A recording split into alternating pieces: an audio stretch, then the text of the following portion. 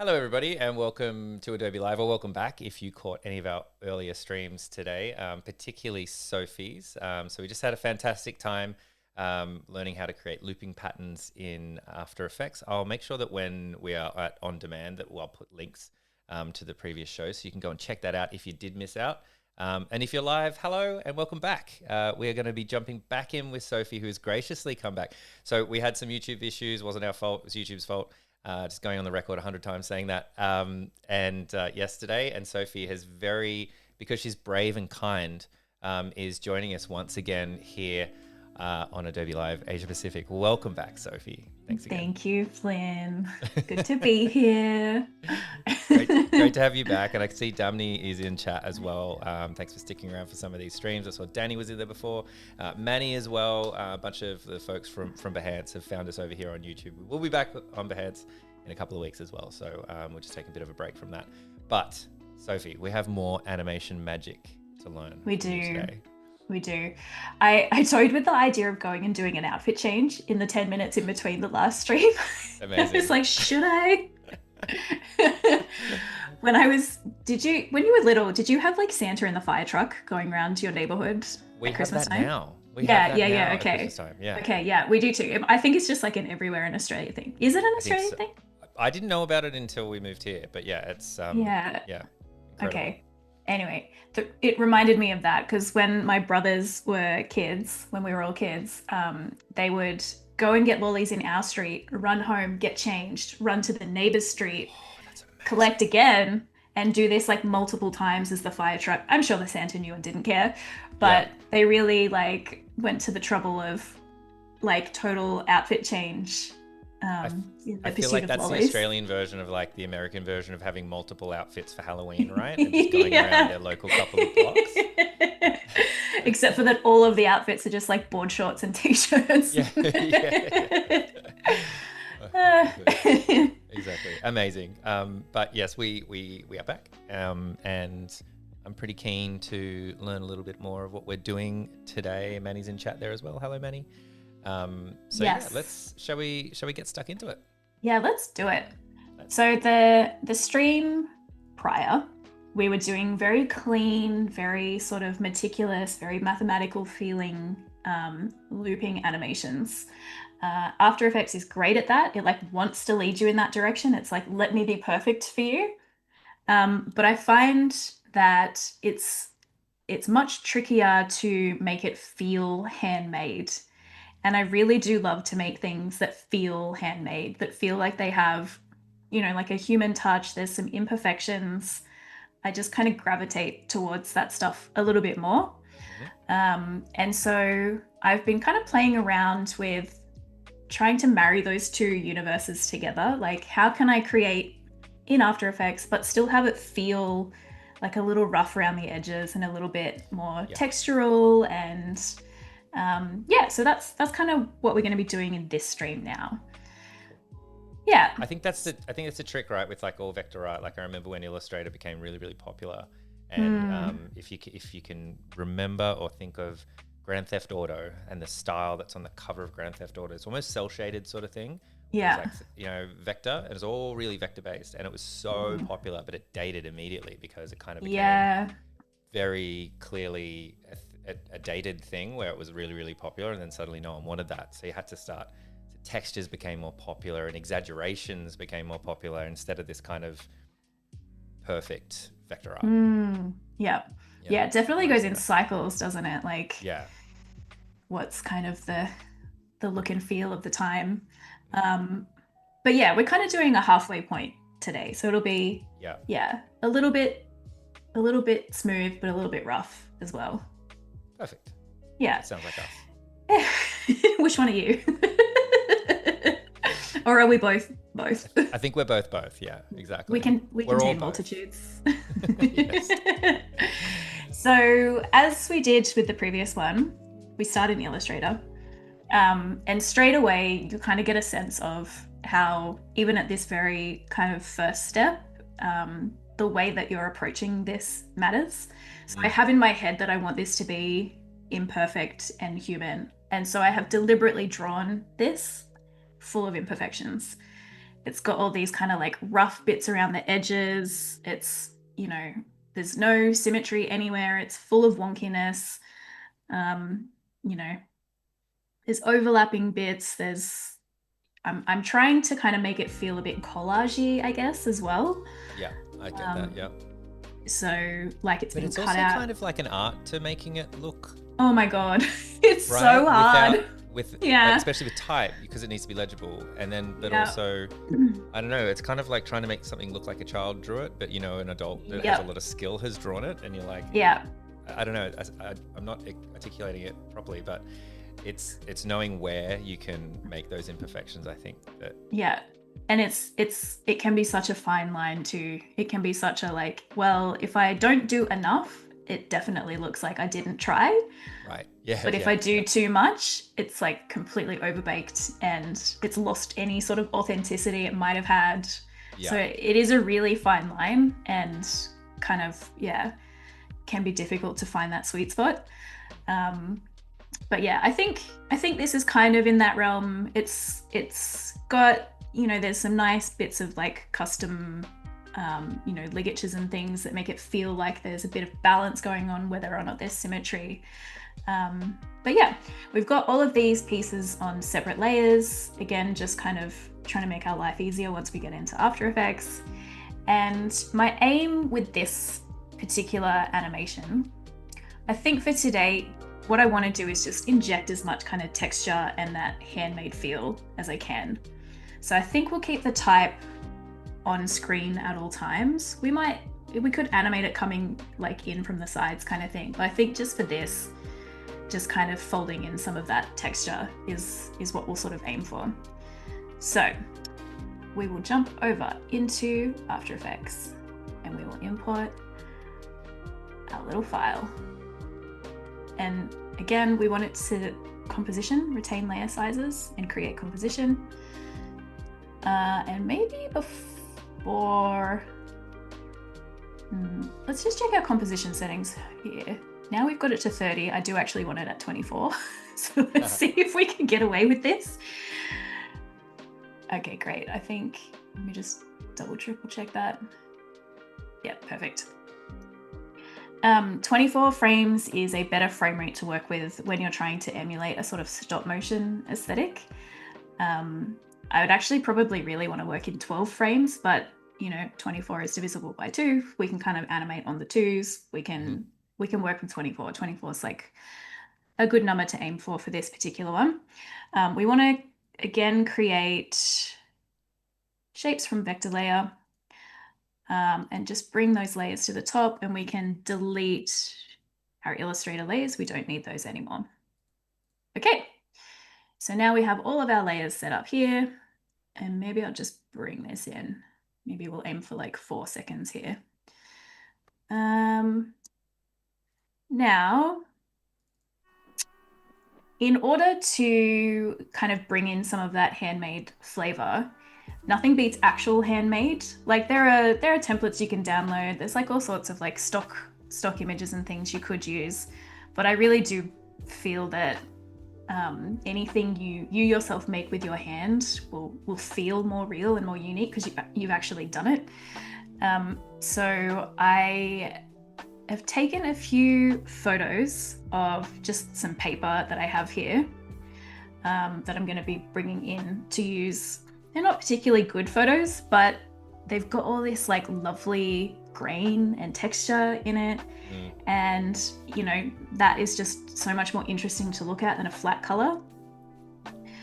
And I have also played around and got a little bit messy with some different types of like inks and textures and things. So this was very loose, very messy in my sketchbook. I think this one was one of those like ultra wide Copic markers that's kind of running out of ink, but I'm like, that's kind of cool. That could be some cool texture. I think this was just a paintbrush. This was a plastic bag dipped in ink that I was just like splodging over the page. Oh, fun. Yeah, just scribbling with some brush pens. So I've got a few different textures to play with here. We probably won't use them all.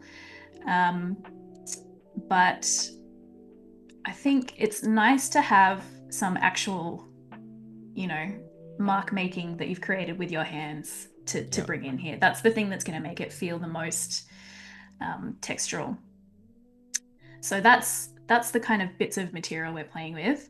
I did a very light edit on these images just to like exaggerate the contrast a little bit. Yeah, I was going to ask if these were scanned in. Are these scanned in? I just took photos of them. Okay. So just on Good my job separating DSLR. Yeah. I think it was funny. My partner came out into the kitchen while I was like scribbling all over these sheets. You know those scenes in like a horror movie where there's a small child that's been traumatized, they take them to like a therapist and they're just drawing like The Ring. nightmare creatures. Like a scene from The Ring. You're The Ring. Oh my god. The kitchen. Please tell me you did it in the dark at midnight and woke him up and all he heard was scribbling. I'm just muttering under my breath. Red rum. Yeah. Yeah, he sort of walked into the kitchen, took stock of me just with like all this over the kitchen and just backed away again. I didn't see them as quite so sinister at the time, but I can appreciate how that looked in the moment. Amazing. But let's just bring a few of these textures in. So I want this dark pink paper to be my background. So I'm just going to drag it and drop it in. I might bring that scale down a little bit and just drag that to the bottom of the composition. Like already, just from that to that, feels heaps better. Just having a bit of that in the background. The next thing we might do, I think, is add a little bit of depth with some drop shadows, which does feel like kind of a dirty word.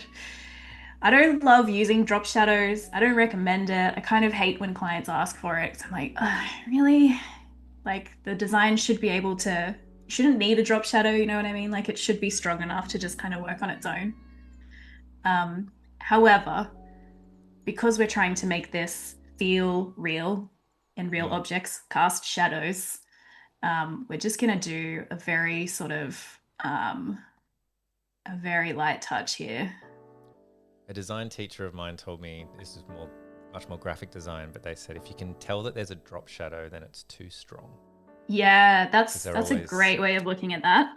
Like they want you to squint and go, oh, is it actually there or not? And they were big fans of not using black as well, like using a shade, a slightly darker shade of the thing. 100%. So this looks awful, obviously.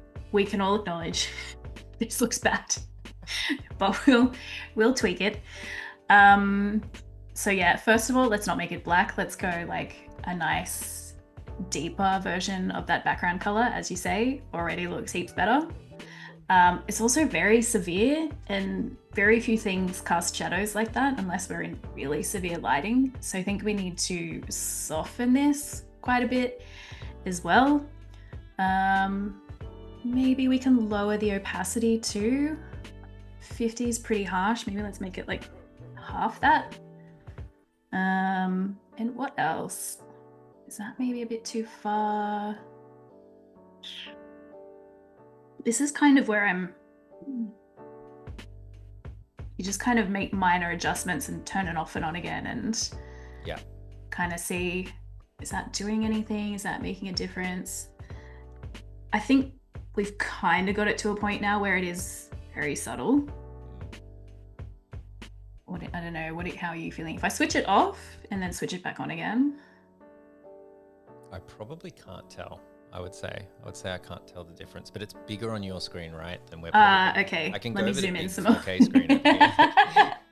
You're like, did you do anything? All this talk about can you tell or not? But that's the trick, right? With that's stuff very like that, funny. it can be really hard to kind of find the right balance. And maybe when you do it to all of them, it might. And there, there's animation. Maybe it's a bit more obvious. We can make it a little. At the end, decide that you wanted to change the background color, and then suddenly it pops too much. So yeah. You never know. Okay, can you see? I can see that. You can see that. Okay. Yeah. What about you, chat? Let us know. Drop shadow. Okay. I think when we zoom out, if we like compare the M and the A here, for example, the M definitely feels like it's sitting off the page a little. So let's copy. So I'm just with the drop shadow thing highlighted there. Just Command C to copy that. And let's paste it on everything but that. Okay. If I undo that. I feel like this is a perfect example of something you could send to your non-designer friends to freak them out. And be like, so what do you do for a living? And just clip that of you and me like back and forthing over like I don't know, like, you know, it's like 50%, 51%. Yeah, 50%, yeah. 51%. That's what I do. I will lose hours in that 1% being like, oh, is it too much? Is it not enough? I think it's probably more obvious where there's overlapping here. Yeah. Like that's very, very obvious, but perhaps where it's on the just on the pink background, a little more subtle, but that's kind of what we're going for. Yeah. So I think just adding that little bit, let me undo this again so we can compare and contrast. So flat, and now I've got a little bit of depth. Not too much, because drop shadows are kind of awful, but just enough to give us like the illusion of a little bit of depth. Yeah, that's it. That's beautiful. That's how it's done. Like, because you can, as you said, you can see it so much more on the T crossing over the O and the C. So you don't need it so much on the other bits.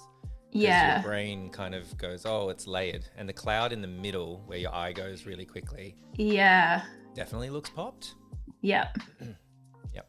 It's good. Nice. Looks like felt. Yes, it does, doesn't it? Yeah. It's very interesting. Okay, let's bring in some of this blue paper now. We might focus maybe just on one letter, I reckon, because the more of these layers we bring in, the heavier this file is going to start to get. Right. Which is fine. It's still not super, like it's not going to be super laggy or anything, but we are going to layer quite a few things here.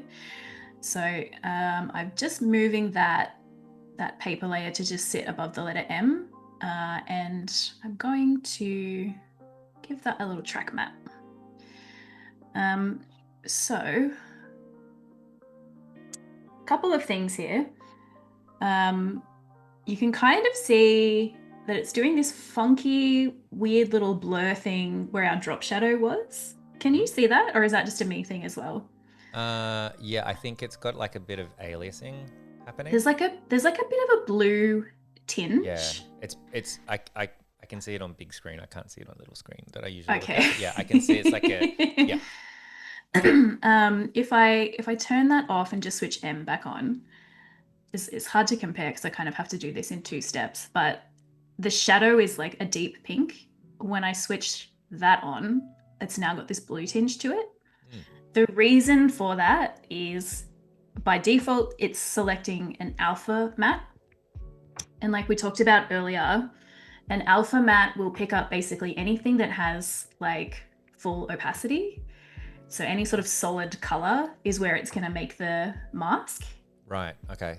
And because our drop shadow kind of starts a solid color and then fades off, it's kind of bleeding into our drop shadow. Oh, okay. Which is not what we want. But we can switch that over to a Luma matte. And if I switch the M layer back on underneath, now we're getting our original drop shadow color. Right. This is such a minor thing, and it was driving me nuts the other day when I was trying to figure this out. I'm like, why? Where is it picking that blue up from? Why is it doing that? Yeah. But yes, if you are similarly irked by small details, and that is one that has come across your desk, that is the fix. It's just switching it to a Luma matte. A Luma matte is only going to apply the mask where the brightest color is, and because our letter underneath is bright blue versus the sort of deep pink of the drop shadow, it's going to ignore the darker tones and only apply it where the light colors are. So it's a little bit like when you're doing adjustment layers and you've got something like the difference between how the screen overlay or the totally. Oh my god. or like multiply or multiply. Thank you. Divide. The other one that we always use. Yeah. Because they behave very differently, right? They react to the light and the things very differently. Yeah. Yep.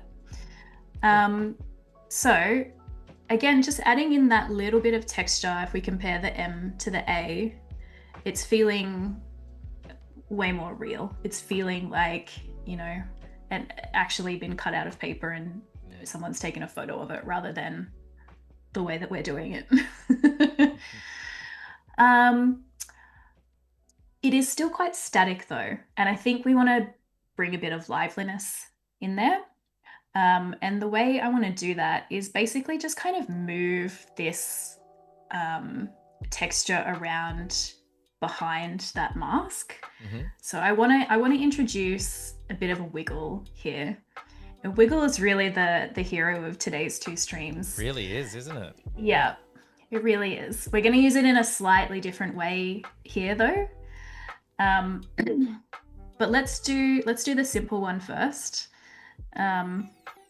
So if we option click on the little stopwatch next to our position tab, brings open our expressions panel here. And if we just write in our little wiggle doobie, I think I want this to move maybe 6 frames per second. I don't want it to be like super vibrating. I kind of want it to feel a little bit clunky. So let's start with 6. And in terms of the amount that I want it to move, I think I want it to be quite exaggerated because I really want this to move a big amount within that area. So maybe let's say like, I don't know, 500. And let's just kind of, whoa, that is huge. Why is it looking, you know why it's doing that? It's going crazy. And I had this, I'm realizing something that I realized the other day too. Let's bring this right back down. Let's say like 10 so we can actually kind of see what's happening here. Can I guess? Yeah, go for it. I do have no idea. But is it because it's really big? Is it because it's really big? It's much bigger than like the little dot was kind of going like this, but because it's really big, it's jumping like all the way around the whole thing. Yes, and. Oh, yes, and I love that. Yes, you and. Could have so easy said yes, but or actually. Yes. Amazing. I love you yes-anding me. And this is the thing that After Effects always tries to do, like we talked about before. If you give it kind of 2 properties to move between, it wants to interpolate every frame in the middle. So when I'm saying, I want you to move from this position to 500 pixels away, it's going to show me the whole journey. So it's going, okay, here's every pixel in between here and 500. So I'm getting that motion, when what I actually want is that kind of teleporting. I want you to just start here and then end up over there and then end up over here. I want you to kind of jump around. I don't want to see those in between frames because it's making it look like so unnatural and like yo-yo-y, and it's completely ruining the illusion for me. Like that's not how a stop motion is, not smooth. Like it has those like, those kind of jilted motions in between. So cut to me Googling how to make a wiggle expression using hold frames instead of linear keyframes.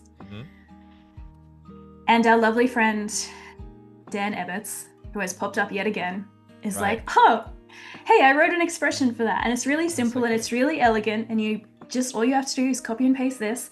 Of course, it uses Posterize time, which is something else we'll layer into this shortly. Posterize time is an effect that kind of artificially changes the frame rate of your composition. So we set our frame rate to 24 frames per second at the start of this stream. But say I wanted to see what it looked like when it was only 8 frames per second.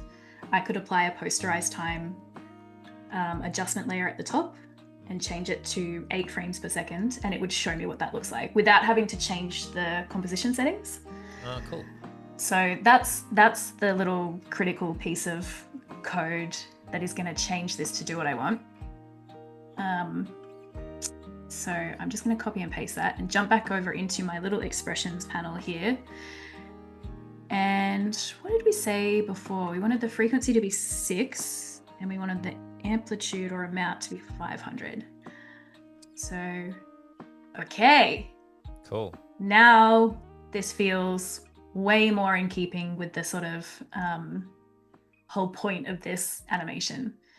Instead of this wildly ping-ponging kind of motion where you get all this very jerky kind of movement, now it's much more sparse, kind of more like you've cut out the same shape from different pieces of paper and it's just swapping out between them kind of thing. Yep. And we could slow that down if that felt too fast. Like you could even just slow it down to like 2 or something. Let's see what that looks like. Like if you want something that's a bit slower and a bit more subtle, you know, maybe you only need just a very slight kind of movement. It really just kind of looks like a bit of static, but I think it does totally change. Again, comparing the M and the A here totally changes the feel of the thing. Yeah. And added in with everything else, it's like nice, lots of little subtle changes. Over time to everything will make it look much more handmade. Yeah, totally. So we've got our paper texture. Let's get some of that texture, that ink texture in here. What do we like? What are we feeling? Do we want the like... I'm really impressed with your ability, if this was just shot from a DSLR, to get rid of to build the contrast up. Yeah. Oh, I mean, you can see around the edges where I have not photoshopped it properly, but yeah, just a few layers of it's good. It's great. Contrast and whatnot. Maybe let's go. This is kind of a cool one. Let's bring this one in. So just dragging and dropping it. And again, it's massive, so let's just bring it down a little bit. And I will move this. And you know what? While we're here, let's be good and rename our layers. Let's call this M paper, and let's call this M texture. Just so that we know where we are. Similar to what we did with the paper, I'm just going to assign a track matte and I'm going to assign it to that same M layer. Maybe let's give that a little rotate because it's kind of, oops, this one, not one. Feels a little better. It's kind of parallel with the M a little bit more. Yeah. Okay, this is kind of illustrating that same thing that was happening before with the alpha matte. You can see it a little clearer with the texture. So again, that's just the default track matte that After Effects assigns. We don't want that. We want the Luma matte. As soon as we do that, that kind of resolves that problem a little. But we obviously don't want black and white. That's kind of harsh. We want it to feel like it's been inked onto that blue paper. We want it to kind of look like it's, you know, that same sort of thing. So we're going to go over into our little effects and presets search bar here, and CC toner is the effect we're going to drag onto our M texture layer. And this is a really handy effect for when you're working in grayscale images. So if you have anything that's purely black or purely white or somewhere in the middle, you can say, okay, I want you to take everything that is a highlight and I want you to turn it into this color. And I want you to take everything that is a midtone and turn it into that color. Actually, that's not what we wanted to do. We wanted to keep the highlights white. We want to turn the shadows into that color. Right. And so now we've got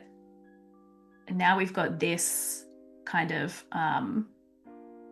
like a duotone kind of vibe, I guess would be like the Photoshop equivalent. And it's still looking kind of gnarly. So we want to maybe not darken, maybe we want to go multiply.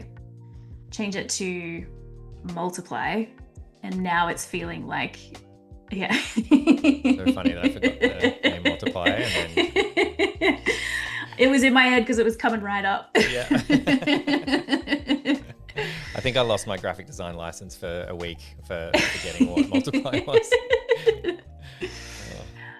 And in the same way that we had this sort of bouncing around effect on our paper texture, we want to apply that to the ink texture. So if I right click on position and go copy expression only, and then go into my, actually I don't even need to do that. I can just do Command V and it's gonna plonk that right there.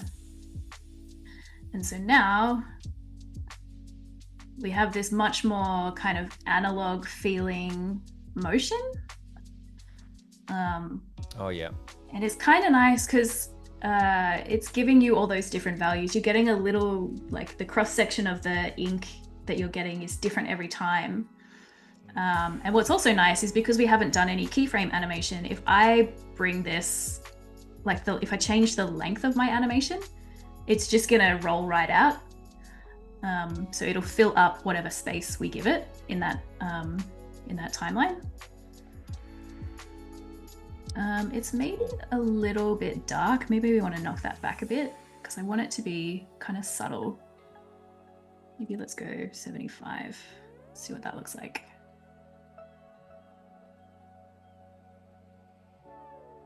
Cool. That was great. And so now we've kind of got our like cutout lettering to begin with. We've got a layer of paper and then we've got that layer of ink on top, and they're all kind of moving independent of each other.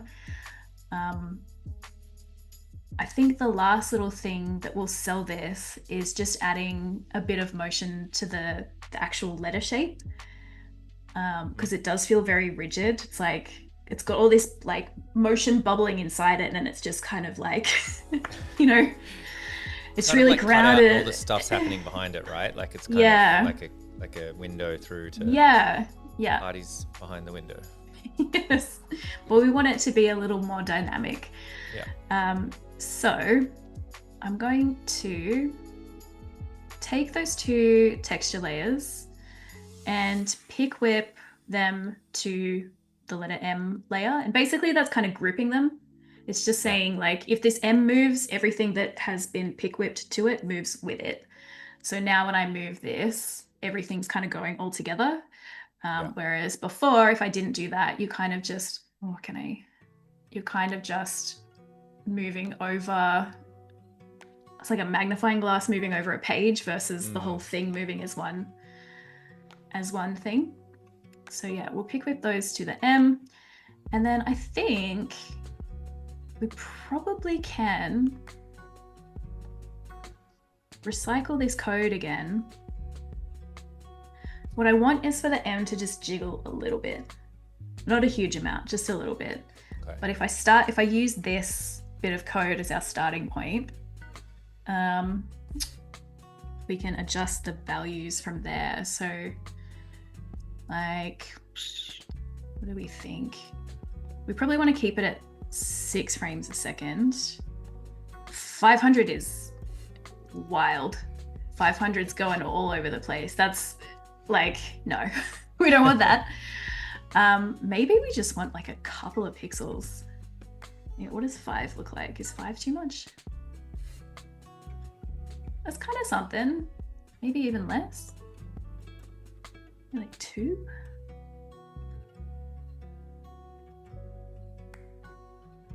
That's feeling heaps better to me. Yeah. Just like super subtle, just a little bit of something to, like, you know, if you imagine if you were actually creating this in real life, you would have those letters cut out of paper. You could try as much as you wanted to, but you would never be able to like put the object in the exact same space per frame. Like there would be naturally just a little bit of movement, and that's kind of what we're trying to mimic here. And so now we've got, I feel like that's looking pretty good. And now you draw the rest of the owl. My Um, favorite. so I think there's a bit of duplication we can do here because all of these, I want all of these letters to be that same blue paper. So I can, if I hit Command D, it just does like duplicates that layer, and I'll bring it down to the letter A and tell it to map to A. And switch that back on. So it's kind of, it's already got that wiggle property baked into it. So it's already kind of doing the little jiggle that we were after, which is nice. You can kind of see that bit of shimmer happening there. Yep. And yeah, now we kind of just go through. I might not go and rename everything because that's going to take ages, but I think I can roll this out pretty quick.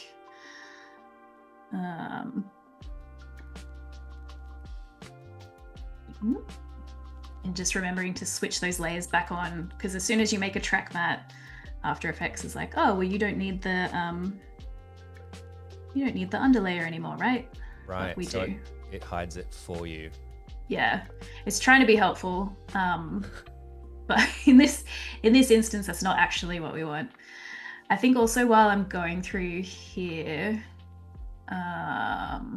it's my center point. I might just move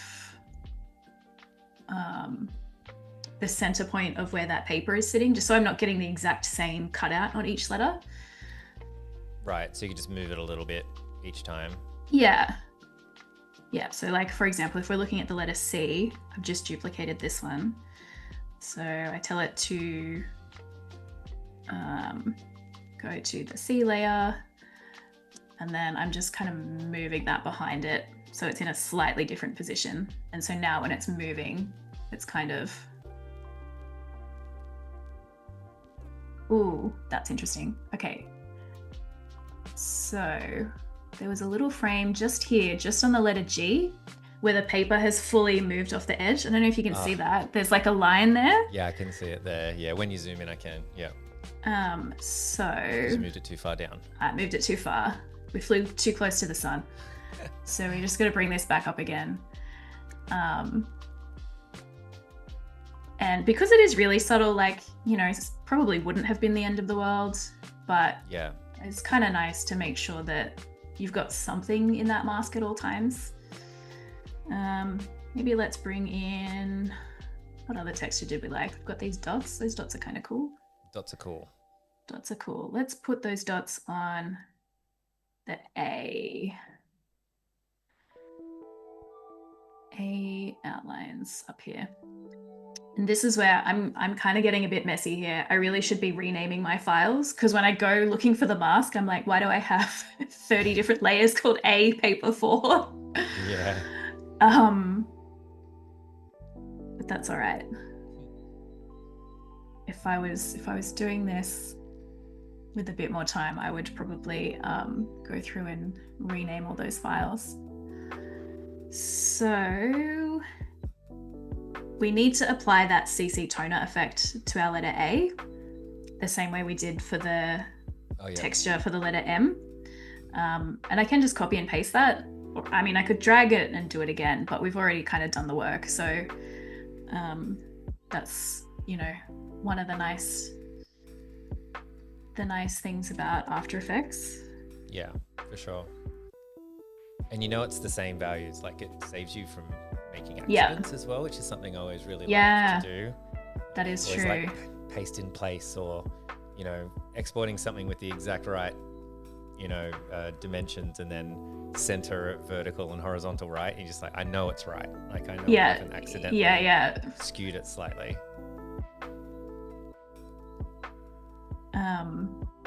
Another good little keyboard shortcut when we're copying and pasting lots of expressions is EE. If you hit EE really quickly, it brings up any expression that's applied to that layer. Oh, cool. Which is a very handy one. So copy expression only, go to, that's our right layer, that's our dots, the A texture, and then, okay. So you can kind of see the more you start to build these layers, like the more that effect kind of amplifies and grows. We'll do the same thing we did before. We'll pick whip. So we've got our paper and our texture layers for A. We'll just kind of saddle them to the actual letter form.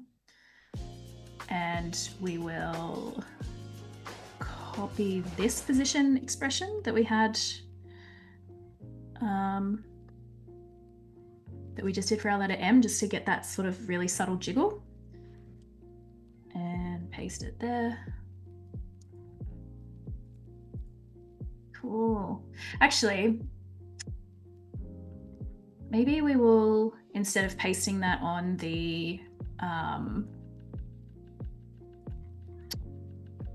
so the M, I had that wiggle effect assigned to the position, so it's moving the position. But we can apply that wiggle effect to any number of other properties. So we could apply it to the rotation to say like rotate this much like per second kind of thing. Oh, yep.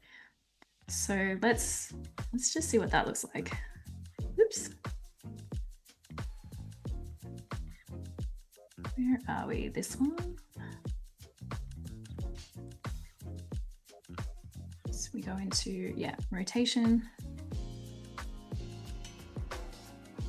So it's moving at the same rate, but instead of moving this way, it's kind of got a bit of this motion as well. Just a, like, it's a really subtle thing because we're only telling it to move 2 pixels, which is nothing in the scheme of things. But when you compare it, like if we're looking at the M and the A next to that G, you know, there's a lot more kind of liveliness in those. Yeah, for sure. Yeah, why don't we do a real quick, because we've only got a couple minutes, right? Why don't we do? Yeah. Wow. Oh my gosh.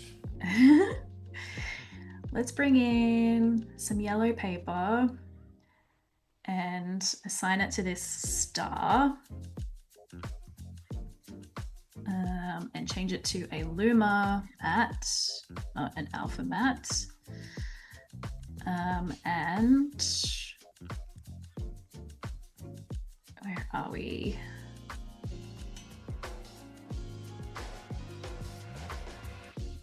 Give it that bit of wiggle. Okay, so we can see we've got that little bit of wiggle happening there. And I just kind of wanted to quickly show you what that posterized time effect looks like when there's sort of bigger motion happening. So if I kind of saddle that paper to the star layer, and let's just add a really simple bit of rotation to that star, just so we can kind of see something. Maybe we'll bring it in a little.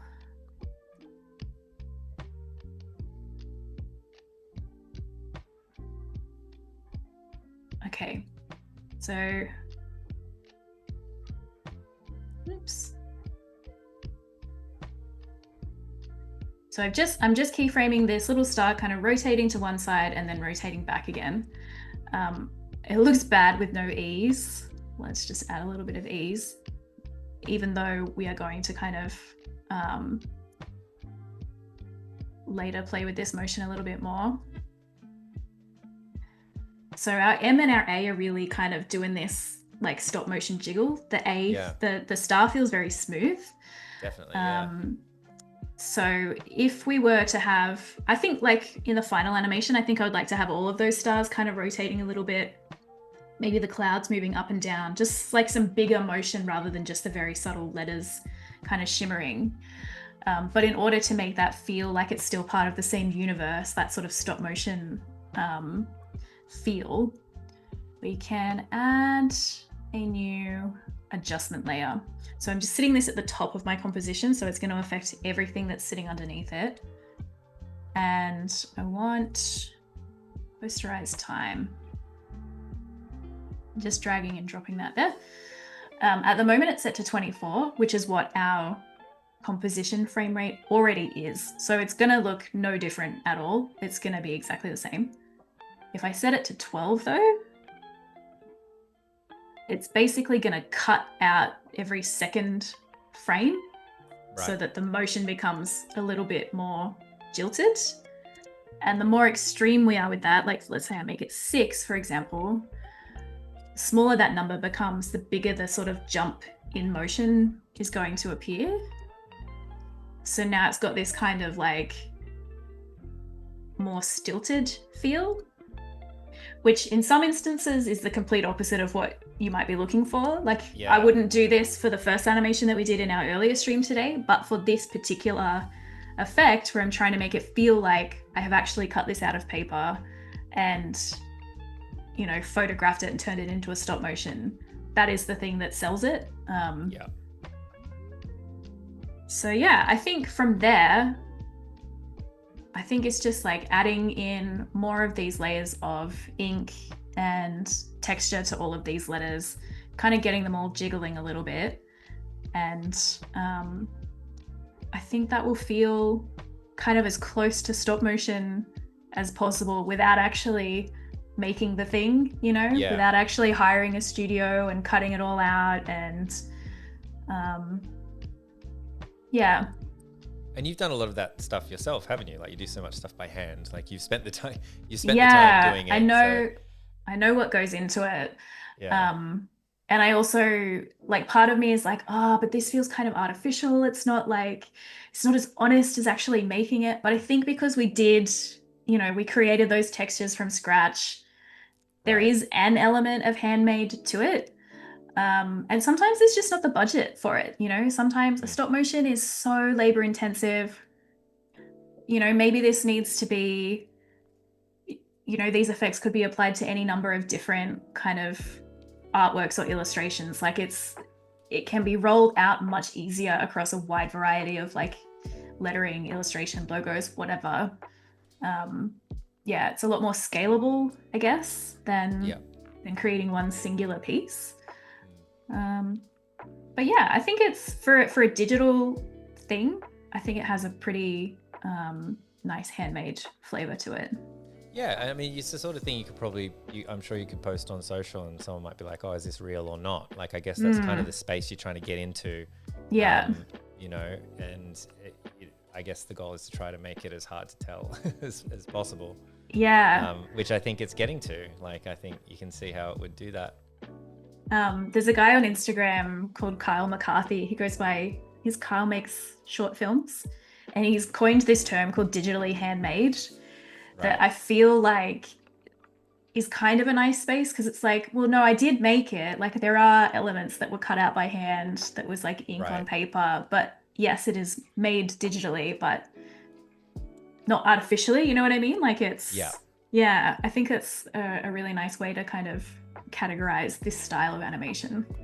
It's cool, isn't it? I mean, anything that you see in the rectangle in your hand or the rectangle on your desk is digital at some point, right? Even if it's a photographed artwork, like, you could say, okay, it was all painted and everything was done, and then someone took a photo at the end, and that's how I'm seeing it. So I guess it's just at what stage of that process are you bringing everything into a device to manipulate at some point, right? Unless you do everything solely in the computer. That's always the case. And then you're sending a smoke signal out instead of like sharing it on social media. I made a thing. Pigeons. Yeah. Old school. I love it. Yeah, exactly. Well, speaking of bringing things back, bring it back to the start. Here we are at the end again. This is really cool. And thank you for doing the 2 streams. That made total sense. Shut up. Delirious. We had lots of great streams today, and I really appreciate you coming in and doing this extra stream for us and sharing this with us. Like, I just love that we've gone through all this stuff. 2 totally different outcomes as well, like still using After Effects, which I think is always really cool. Thank you for doing 3 solid straight hours of streaming also. We did it. I'm very impressed. Please go and have a huge meal and a leg stretch and some fresh air. Time for lunch. Yeah, time for lunch for sure. 3 o'clock in the afternoon, lunchtime. Love I was it. saying before, and big shout out to Dark Hours Co as well, who's been looking after chat for us this entire time as well. And it reminds us very much of the COVID days where we were doing 4-hour live streams with like a 10-minute break in between. Oh gosh. Those were the days. But no. Sophie, it's always a pleasure. I can't wait to do it again down the track a little bit. Thanks so much for having me. It's always a blast. Always super fun. And thank you everybody for watching, whether you're watching live or on demand. Thank you so much. We'll be back soon in a week or so with a little bit more Adobe Live. Until then, we'll catch you next time. Bye, everyone.